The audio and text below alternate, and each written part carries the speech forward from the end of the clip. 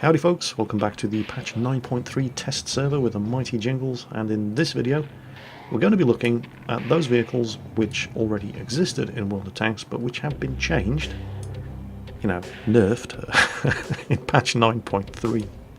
Starting off with Bert the Avenger, the FV304. Young Bert's been nerfed pretty hard in patch 9.3. And they're mostly to do with his mobility, his reload and his aiming time. Pretty much across the board, stock suspension and upgraded suspension, stock 25 pounder gun and upgraded 4.5 inch howitzer, they've all been hit with the nerf ban. They're all some kind of soft stat changes. His top speed hasn't changed, he still does 72.4 kilometers per hour. His engine hasn't changed, he's still got the same 500 horsepower engine, but the tank doesn't handle off-road as well as it used to. And it turns very, very badly indeed. The combination of the nerf to the ground resistance on medium terrain for both sets of suspension, combined with the nerf to the traverse speed, usually by 2 degrees. In the case of the upgraded suspension, it's down to 22 degrees per second, traverse from 24. Add those things together and you get significantly worse handling when you're trying to turn when this thing's off-road. That's the only real thing that I noticed about Bert. As far as his firepower goes, well, yeah, they've nerfed the guns as well. I mean, this howitzer now has 4.4 rounds per minute, 13.5 second reload, up from a 12 second reload. The aiming circle disperses 20% more after firing than it did, but you've got more time waiting to reload the shot after you've fired anyway, so that's not such a massive problem. The aiming time, 4.8 seconds, that's gone up as well. And yet, in practice, I didn't really notice that much of a difference with young Bertie here. The actual in-game performance of the gun is still as wildly unpredictable as it ever was. Hit a light tank in the side and do 161 damage. And in actual combat conditions, I've not really noticed that much of a difference to the aiming time, even after moving the tank. But, the gun keeps doing what the gun keeps doing. Hit a Jagdpanther 2 in the side and do 45 damage. Then, of course, you smack IS-6s right in the face and do nearly 500 damage and set them on fire. The gun hasn't really changed much in that respect. What has changed, of course, is this little tank's off-road performance and handling. As demonstrated when I'm scrambling to get some solid cover between myself and this Russian team killer in the Lerva after he's just taken a pot shot at a medium tank on our team because there was nothing else for him to shoot at. And it's this kind of close-range, low-speed dogfighting and scrambling ability that the FV304 has lost, and I don't actually have too much of a problem with that, because at the end of the day, Bert is artillery, and he shouldn't be able to dogfight with light tanks that bum-rush him. Quick mention of the T67, the artist formerly known as the T49, which the T49 is now the American Tier 8 light tank, and this Tier 5 tank destroyer is now known as the T67, and it's had some cosmetic changes as well. The second turret is no longer covered at the top, it's a completely open machine. Other than that, business as usual for the T67, the artist formerly known as the T49. Which of course brings us on to the Hellcat, and there's some bad news for Hellcat drivers. This thing has received a beating of epic proportions with the nerf hammer. The reverse speed used to be 20 kilometers per hour. Now it's 12 kilometers per hour, and that's going to hurt. The ground resistance of the suspension has been nerfed across the board by at least 10% on soft and hard terrain and 17% on medium terrain, which means that it's going to be a lot more sluggish on all kinds of ground. The reload time of the 90mm gun has been increased by half a second. It's now an 8.5 second reload, and the size of the aiming circle, the dispersion of the aiming circle when you move the turret, has been increased by 25%. all of which means that the tank is going to be more sluggish manoeuvring on all kinds of terrain. It's not going to be able to get itself out of trouble nearly as quickly as it could before. And when it starts getting outflanked, it's going to miss the target a lot more. Which kind of means that you're going to really have to play the Hellcat more like your traditional tank destroyer. You can still use the speed hasn't been changed, the engine power hasn't been changed, it's still as fast in a straight line as it ever was. So you can still use this thing to rush forward to an ambush position, you know, whatever ambush positions remain on the maps when Wargaming have gotten through with removing all of the bushes, and use this thing as a sniper. But if you start getting outflanked and the enemies start getting close, you're going to be in a lot more trouble in the Hellcat in patch 9.3 than you were in previous versions of World of Tanks. Now, if you thought the nerfs to the Hellcat were bad, you ain't seen nothing yet. The T-18 tank destroyer, which has long been considered one of the most overpowered machines in the game. This little thing is absolutely ridiculous. Down here at Tier 2. The package of nerfs that have been hammered into this little thing are just ridiculous. Quite possibly well deserved, but this thing is just not the same machine that it was prior to patch 9.3.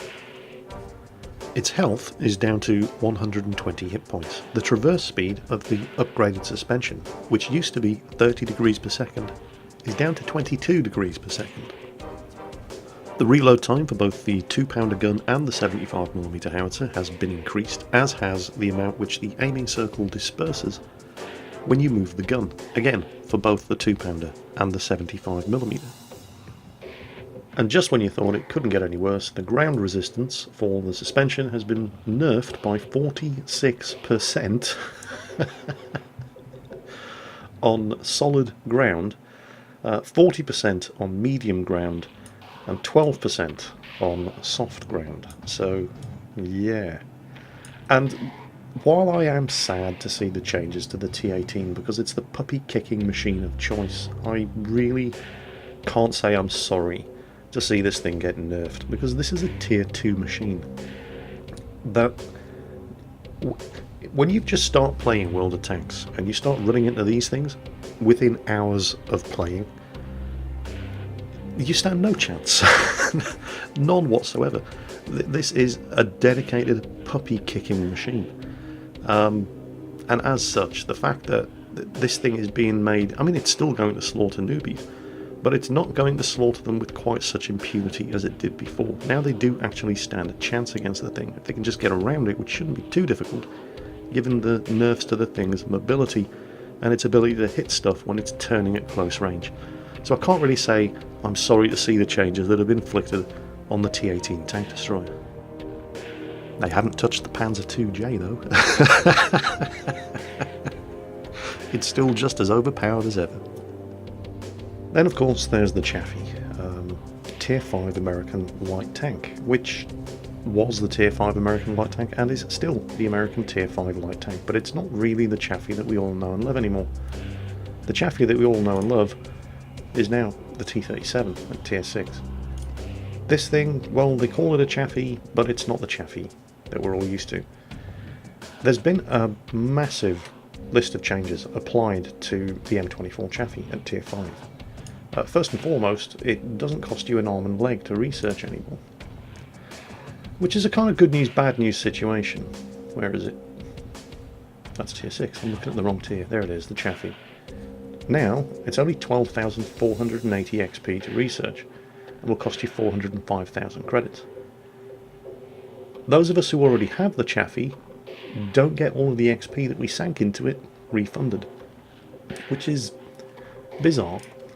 Remember when they removed the 1200 horsepower engines from all of the German tanks? Those of us who'd spent all that experience researching those engines got that experience given back to us in the form of free XP. Well, that doesn't seem to be happening if you've unlocked the Chaffee and paid, I can't remember, something like 64,000 XP for this thing. It's just gone. So, there's that. The package of changes introduced for the Chaffee, and this is around about my 7th or 8th time at summarising this, because I ended up talking for like 10 minutes purely about the Chaffee alone. But The budget version is, what they have done to the Chaffee is they have, well, for a start, it's no longer going up against tier 10s. It's not getting that kind of matchmaking anymore. It doesn't need to. That's what the T-37, the M41 and the T-49 are for. This is now a standard tier 5 light tank, just like the ELC AMX. So it didn't need to have as much health as it used to. It's down to 440 hit points. The Chaffee's main problem was that it wasn't as fast as the other tier 5 light tanks. Well, that problem has definitely been addressed. It will now do 77.2 kilometers per hour top speed. It's incredibly maneuverable. It turns at 42 degrees per second. The turret turns at 44 degrees per second.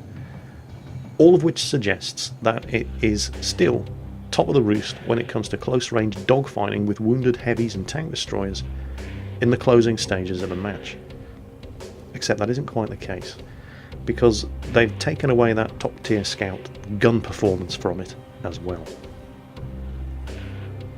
To summarise the changes that have been done to the Chaffee in the fighting department, well, they've removed the T91 76mm gun, and instead you've got a selection of two fairly underwhelming 75mm guns, which, it has to be said, are perfectly adequate for a tier 5 light tank that isn't going to have to get itself into tier 10 games. Good rate of fire, adequate penetration considering the role of the tank, 110 damage, which mounts up with the 17.14 rounds per minute rate of fire, decent accuracy, 0.36, pretty good 1.9 second aiming time. But the way they have hampered the tank's fighting performance is it's to do with dispersion of the aiming circle when moving the turret, when on the move, and when turning the tank. All the sort of things that you do when you're circle strafing wounded T-34s or Lurvers towards the closing stages of a match, when you're doing the things that the Chaffee has always been very, very good at. The size of your aiming circle is going to be roughly the size of the state of Nebraska when you're doing things like moving, turning the tank and turning the turret. The dispersion of the aiming circle when the vehicle is mobile has been nerfed massively. So what we have with the new tier 5 Chaffee is a tank that is vastly more mobile than it was before, but not as good as dogfighting as it was before. M5 Stuart, in a nutshell, top speed increased, manoeuvrability slightly reduced, off-road performance buffed, 75mm howitzer removed, 37mm autocannon added. The T-57 Heavy has been nerfed. The dispersal of the aiming circle while the tank is moving increased by 25%. The dispersal of the aiming circle while the tank is turning increased by 25%.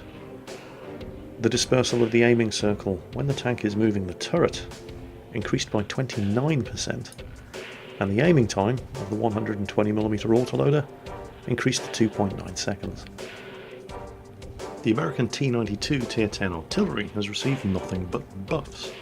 They have reduced the amount of dispersion on the aiming circle after moving the tank, after turning the tank, and after turning the gun to narrow down your target solution on whatever it is you're about to introduce to a world of pain. They've also increased the mobility of the tank on all kinds of terrain, with nothing but buffs to the ground resistance of the suspension on hard, soft and medium ground. So that's great news for T-92 drivers. Incidentally, while we're on the subject of American artillery, if you have a look at the tech tree, because I know a couple of people are undoubtedly going to be saying, well, if the M41 is now a Tier 7 light tank, what happened to the M41 Tier 5 artillery? Well, specifically to avoid confusion between the two, the Tier 5 American M41 artillery is now called the M41 HMC. So there's that. The IS at Tier 7 has also received some unusual buffs, and it's to do with the 100mm D10T gun. In both turrets available for the IS, the stock IS-85 turret and the upgraded IS-122 turret, the 100mm D10T gun has received a very, very welcome package of buffs. The rate of fire has improved to 7.89 rounds per minute, The accuracy has gone from 0.42 down to 0.38, and the aiming time has been reduced from 2.9 to 2.7 seconds. That's on the stock turret and the upgraded turret on the IS. Then of course we come to the one that's probably got most of you sitting on the edge of your seats waiting with anticipation to find out what the hell has happened to your KV-1S. Well, it's still in the game, except now it's a tier 5 heavy tank, and there it is, fully upgraded. And a lot of people were saying, well hang on a minute, ein Minuten bitte, if that thing is the tier 5 Soviet heavy tank, what's happened to my KV-1? Oh god, Wargaming, don't take my KV-1 away! Relax, relax. The KV-1 is still in the game, it hasn't changed at all. There it is. I'll show you where they all fit into the tech tree in a moment, but there are now 2 tier 5 Russian heavy tanks, the KV-1 and the KV-1S. So what's happened at tier 6? Well, tier 6, there's a new tank, the KV-85. And it still has a 122mm gun. And I know what you're all thinking. For God's sake, Wargaming, that was the whole point. That's what made the KV-1S so bloody overpowered. At tier 6, that 122mm gun with a 390 average damage and 175mm penetration. And it still has 175mm of penetration, and it still does 390 average damage. For God's sake, Wargaming, what are you doing? Well, this gun is terrible. It is incredibly bad. There it is. The D25T on the KV-1S at tier 6, sorry, on the KV-85 at tier 6, fires 3 shots per minute. That's once every 20 seconds. It still has the 175 penetration and the 390 damage, but the accuracy is 0.5. This thing couldn't hit the side of a bomb from the inside, and it only gets to do it 3 times a minute. 3.6 second aiming time. This is a terrible, terrible gun. But people are still going to use it because there's a certain attraction to being able to... I mean, you know, get this thing in a close range. Top tier tank, tier 6 match, city map. It doesn't matter if you have 0.5 accuracy. Get close enough, you're not going to miss. It doesn't matter if you have a 3.6 second aiming time. Bury the gun barrel in the side of the tank that you're attacking and just pull the trigger. I mean, there are still people who are going to use it in that way. But there is a far better gun available on the KV-85. And strangely, despite the fact that it's called the KV-85, it's not an 85mm gun. It's this 100mm S34. Get a load of that. 7.89 rounds per minute. 170 penetration, which is still not bad for tier 6. 250 average damage, not as much as the 390. 0.38 accuracy. And a 2.7 second aiming time. That's not bad at all. Compare it to the 120mm gun. Sorry, the 122mm gun. Look at that. It's more than double the rate of fire for more than half of the damage. Way better DPM.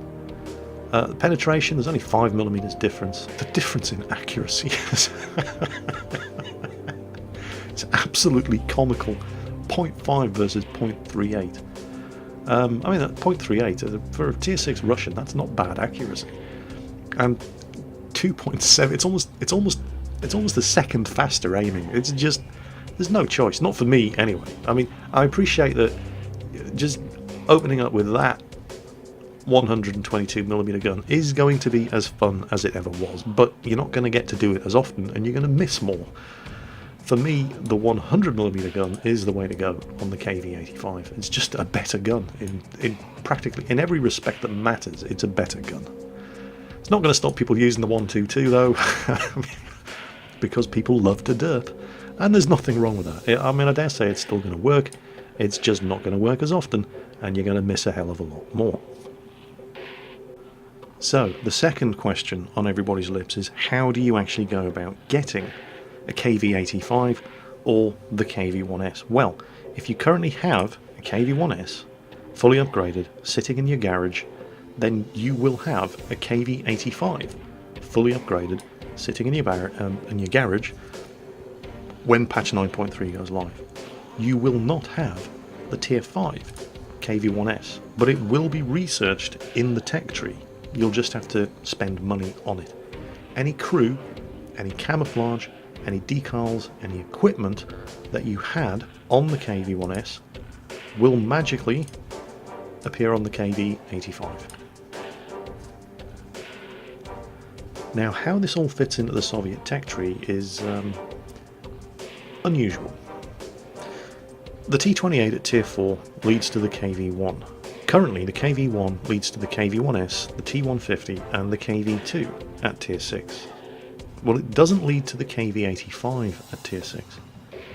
Now, in order to get the KV-85, after patch 9.3, if you don't already have the KV-1S researched, in order to get there, you have to go via the KV-1 sideways, unlock the KV-1S, and then from the KV-1S at Tier 5, progress on to the KV-85.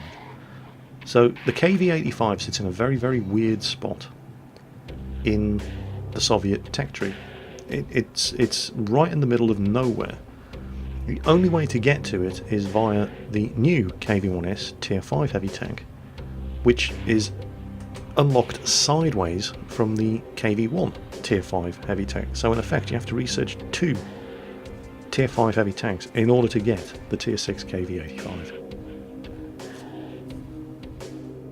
And what of the new KV-1S here at Tier 5? It's, well, it's not the tank it was when it was at Tier 6, not by any stretch of the imagination, but that doesn't mean it's a bad tank. It's a 44-ton machine with a 600 horsepower engine, fully upgraded. It will do 43 kilometers per hour, and I have had this thing exceed 53 kilometers per hour when going downhill. It's quick. It's one of the faster of the heavy tanks in World of Tanks. Gun-wise, you've got the 122mm howitzer. Oh, that's interesting. I'm used to seeing the U11 howitzer on these sort of derpy mid-tier Russian heavies. That's just a tube sticking out of the front of the turret. This one's actually got a muzzle brake on it, so okay, well, that's new. The stock 76mm Zis 5 gun and 85mm S31, and that's not a bad gun. It's, I suppose, you know, comparisons are going to be drawn with the KV-1, which has the 85mm F30, and there's not a massive amount of difference between the two guns. Same rate of fire, they're both 85mm, the penetration, there's only 1mm in it, the same damage, same accuracy. It aims faster. KV-1S's gun aims slightly faster, 2.5 seconds, well, not slightly faster, actually quite significantly faster. 2.5 seconds on the KV-1S, 2.9 seconds on the KV-1, so you lose 1mm of penetration, but you get 0.4 second faster aiming time. That's pretty much the difference between the KV-1 and the KV-1S. They're very, very similar tanks. Let's have a look. Hull armour, turret armour. Yeah, there's the difference. The KV-1 is the more heavily armoured but less mobile of the Tier 5 Russian heavies, and the KV-1S is the less heavily armoured but with slightly better gun performance and much, much better mobility. So that's the KV-1S, now at Tier 5 as a Russian heavy tank. Just time before we finish the video to mention another massively significant change, and it's to do with tanks that have transmissions in the front of the vehicle. Pretty much every German vehicle from Tier 7 up, as well as the Object 263, the T-28 tank destroyer, the Type 61, STA-1 and FP215B183 will no longer have their engines set on fire when they take damaging hits to their transmission. And finally, the durability of the suspension of every existing light tank in the game, Tier 5 or higher, has been buffed, which means it's going to be significantly harder to immobilise these little buggers by shooting their tracks off. Coming up in future videos, we're going to be taking a look at the new light tanks that have been introduced to the game, such as the Sperrpanzer, or the Spy Panzer, as I like to call it, the Walker Bulldog, the T-49, the LTTB, the T-54 Lightweight, and the T-37. As always folks, take care on that battlefield, and I'll catch you next time.